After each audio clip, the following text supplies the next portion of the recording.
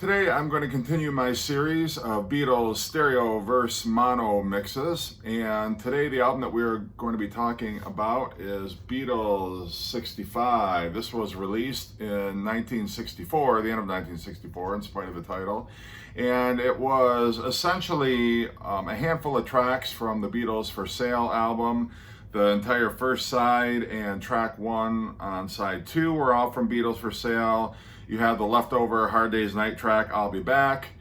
Both sides of the She's a Woman single, She's a Woman and I Feel Fine. And then lastly, Everybody's Trying to Be My Baby, which was also the final track on Beatles for Sale. This is my stereo copy. It's an original pressing and it is on the Capitol Rainbow label. And this record's really in fantastic shape. Spine's very clear. The corners are not bent or marked up or anything like that. This has the original inner sleeve. And of course, it's got the Beatles albums that were released prior to this album: Meet the Beatles, Beatles' second album, and Something New.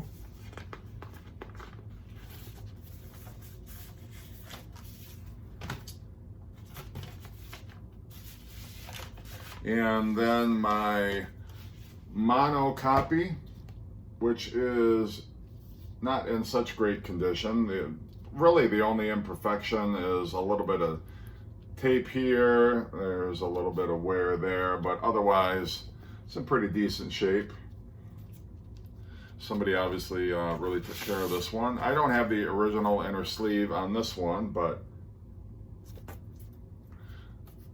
course this one also on the Capitol Rainbow label. This is another stereo copy I have. This one, as you'll see, it's got the gold record award on it. That way you can tell it's a later pressing. This is on the lime green Capitol label. So this was pressed in the early 70s, late 60s, early 70s, I think. And this was right after Capitol got rid of or stopped pressing albums with the rainbow label. You can also find this on the Apple label, the orange green Capitol label, the purple label, which is the next one I'm going to show. And the color scheme on this is different. It's a little more muted. I don't know if you can tell, but these are the difference from this is a late 70s pressing, and then this was the green Capitol label, but this color scheme is a little different. They got rid of the white border around here. They got rid of the Capitol high fidelity stereo little marker there. And it's on a cheaper cardstock, as it were, for the album jacket. That's what the label itself looks like. And this was the copy that I had growing up. I remember my dad coming home from work one day and having this album that he had bought for me. So I was especially excited about that. This is Beatles 65 on cassette. So this is a 90s pressing. The only track difference on here is that Everybody's Trying to Be My Baby is the last track on side 1, and they moved Mr. Moonlight to the end of side 2. Otherwise, the track listing is the same on here. Now, this is available, like the other American albums, in 2 formats. This was the original release on stereo, and this came from the Capitol Albums Volume 1 box set. That's what the disc itself looks like. And the back is somewhat of a replica of the original album sleeve, except they have the album tracks listed in stereo and in mono. And then more recently, this was issued as part of the US albums box set. And you can also buy these individually. And this is an exact replica of the original album, right down to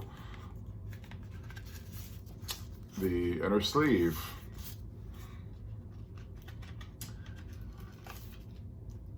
And this is what that CD looks like. And I like that they include a separate cellophane sleeve with these. Helps protect the disc a bit more.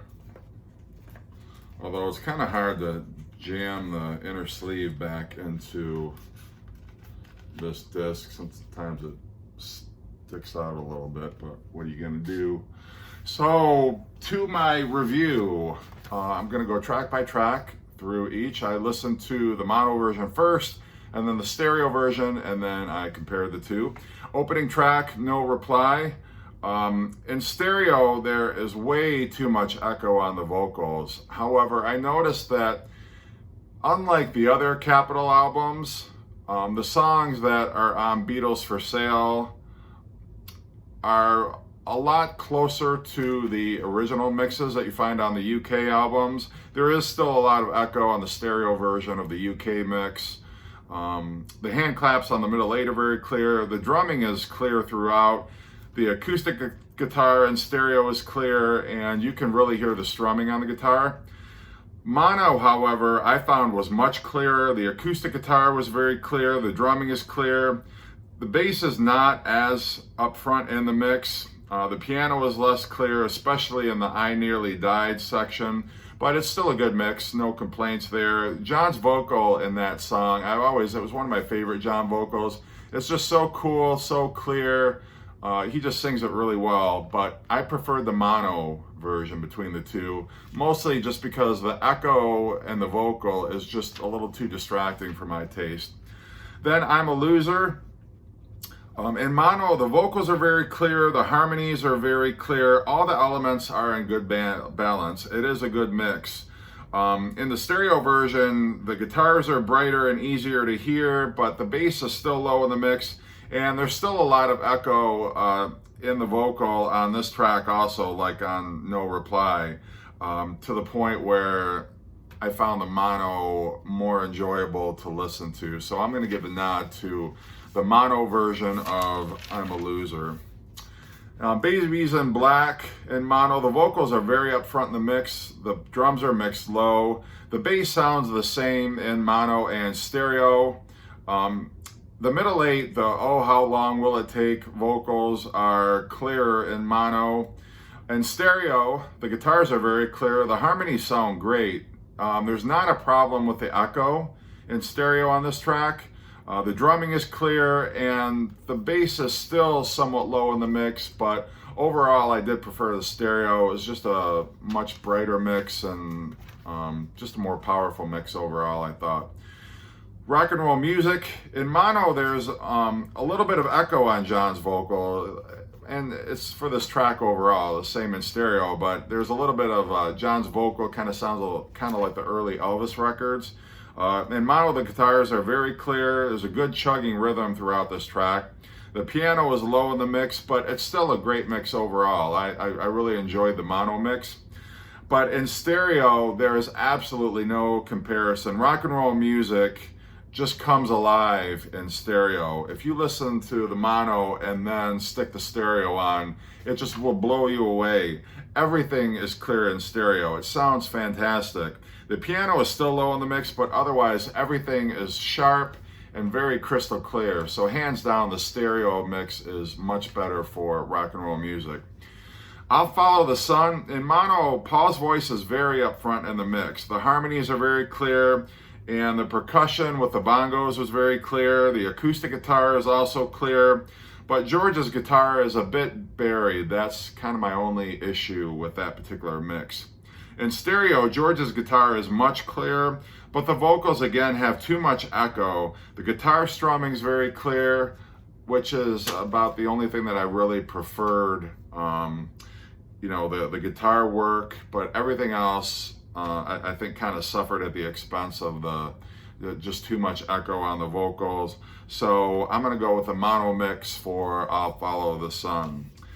Mr. Moonlight, I prefer the stereo version. The vocal is more powerful, the organ clear, the guitar is clear. It's just a much more enjoyable mix. And I know it's not many Beatles fans' favorite song. It's probably on most Beatle fans at the bottom of their list, but nonetheless, if you have to listen to it, if you're going to listen to it, stereo would be the way to go. So we're getting on to side 2 now, Honey Don't. In mono, the vocal is clear and up front in the mix. The percussion's clear. It's a good mix overall. The bass is low in the mix, and the guitars are kind of at that mid-range. But in stereo, I found it was a much more enjoyable mix. The guitars sparkle and pop. They're very clear. The acoustic guitar is clear. The drumming is clear. The percussion, everything's much brighter in stereo. The solo sounds fantastic in stereo. And even though Ringo's vocal is mixed a bit lower in stereo, do we mind all that much? I mean, Ringo sings it well, but obviously his vocals aren't as great as George and John's and Paul's. So I'm going to give the nod to stereo for that mix. Now, the first track that was not originally on Beatles for Sale, this was a leftover A Hard Day's Night track, and I'm talking about I'll Be Back. In mono, the vocals are very up front in the mix. The drumming is mixed very low. The acoustic guitar is clear, but George's guitar is really kind of lost and buried in the mono mix.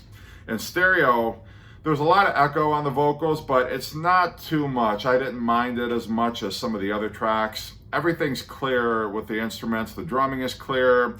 The acoustic guitar is much clearer, and it really sounds great. Just everything overall, I enjoyed, with the exception of maybe the vocals, I enjoyed better in stereo. She's a Woman is a track that in both mixes, it's just drenched in stereo. There's so much echo on the American Capitol version of She's a Woman. It's almost ridiculous. And in mono, the vocal echo is much lower, but I just found the instrument, just the entire track in mono was weaker in every respect. Paul's vocal is a little clearer, and the maracas are a little clearer in the mono mix, but it's just, there's not a comparison with the stereo, even though in stereo the vocals just echo all over the place. The bass is fantastic. The guitar is clear and crisp. Paul's vocal in stereo sounds like he's singing through a bullhorn. That's just how echoey and how much reverb there is on it. But I'm still, at the end of the day, I'm going to go with the stereo mix, even though it's like you're listening to it in an echo chamber. It's just a more powerful mix. So to my ears, I'm going to prefer the stereo. I feel fine. There's still lots of echo on the vocal and the guitar, but it's a nice mix. I have no complaints. The backing vocals are clear. The drumming is clear. In stereo, again, there's just a ton of echo, a ton of reverb on this track.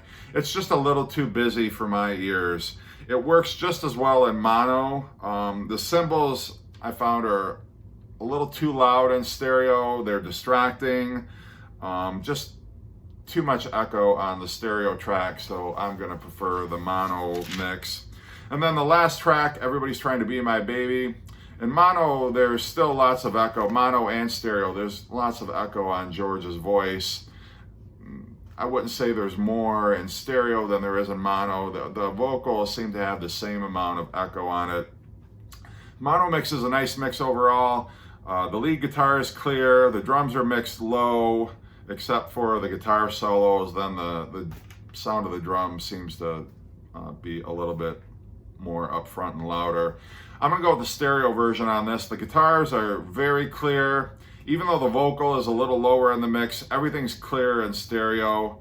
The bass is still low in both mixes, but I think the song is much more enjoyable in stereo. It's just louder, it's fuller. Give me the stereo mix for Everybody's Trying to Be My Baby. So, stereo or mono, which one did I prefer? I think I'm going to have to go with stereo. on this one. In spite of all the echo issues, it's just louder, it's more immediate, the sound is fuller. It's not a great album if you want to concentrate on the vocals. Mono mix you may want to put on if you're more interested in hearing the vocals clearly, but I just feel overall stereo is the way to go for Beatles 65. Thanks for watching, everybody. I appreciate it. If you have any comments, I'd love to hear them. If you've heard both and you want to weigh in with what your opinion is, that'd be great too. Click the like button if you enjoyed the video. Subscribe if you haven't already. And as always, take care of yourself and have a great day.